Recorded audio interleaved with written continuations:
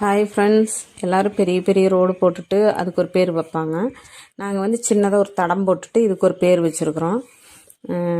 Jessica ரோடுன்னு சொல்லிட்டு. தம்பி பொண்ணுக்காகத்தான் இந்த தடத்தை அப்பா வந்து இந்த மலையிலேயே வேலை செஞ்சாங்க. அதைத்தான் பார்க்கறக்கு வந்திருக்கார் தங்கச்சி. நான் 2 டைம் வந்து பார்த்துட்டு போயிட்டேன். அப்பா போட்ட அன்றைக்கே வந்து சொன்னார். சொன்னோடனே வந்து சாயந்தரம் பார்த்துட்டு தான் நீ வீட்டுக்கே போனேன்.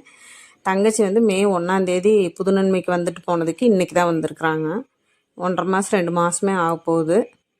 அக்காவும் அதே மாதிரி தான். அக்காவும் தங்கச்சி அப்பா தம்பி வீடு எல்லாமே பக்கம் பக்கம்தான். ஆனாலுமே அவங்க வர்றது வந்து பார்க்குறக்கு வந்து இப்போ விசேஷனா மட்டும்தான் இங்கே வருவாங்க. நான் வந்து வாரத்தில் 2 நாள் 3 நாள் டெய்லியும் வந்துட்டு வேணாலும் போவேன். வண்டி இருக்கனால அந்த சைடு ரோட்டில் விடுறதுக்கு இந்த சைடு ரோட்டில் வந்து பார்த்துட்டு இப்படியே வீட்டுக்கு வந்துடுவேன். அந்த மாதிரி தான் போது. இன்றைக்கி தேருங்கிறதுனால எல்லாம் வந்துட்டு ரோஸ் பூத்து இருந்துச்சு. ஒரு தென்னம்புள்ள கிடச்சிது. மாமியார் வந்து கொண்டு வந்து கொடுத்துருந்தாங்க. அதை கொண்டு போய் அப்பாட்ட கொடுத்தேன். நாங்கள் இருக்கிற இடமெல்லாம் வந்து வெறும் பாறை. அதனால வச்சோம்னாலும் அதில் காப்பாற்ற முடியாது. கொஞ்சம் நிறைய மண் போடணும். இப்போ மண்ணும் கிடைக்கிறதில்ல. அதனால அம்மா வீட்டில் கொண்டு போய் கொடுத்தேன். தென்னங்கன்று வச்சுருக்காங்க, சப்போட்டா வச்சுருக்குறாங்க, பலாமரம் வச்சுருக்குறாங்க.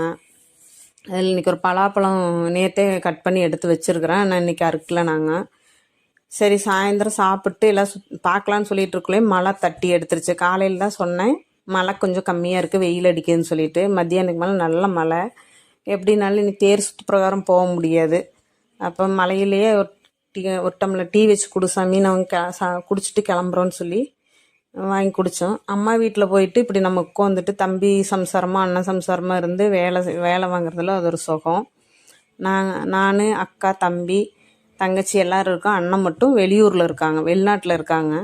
அண்ணன் மட்டும்தான் இல்லை, அது ஒரு குறை தான். பின்ன எல்லாருமே சந்தோஷமாக ஜாலியாக பேசி சிரிச்சிட்டு இன்றைக்கி இந்த மாதிரி ஒரு நாள் கிடைச்சதுக்கு ரொம்ப சந்தோஷம்.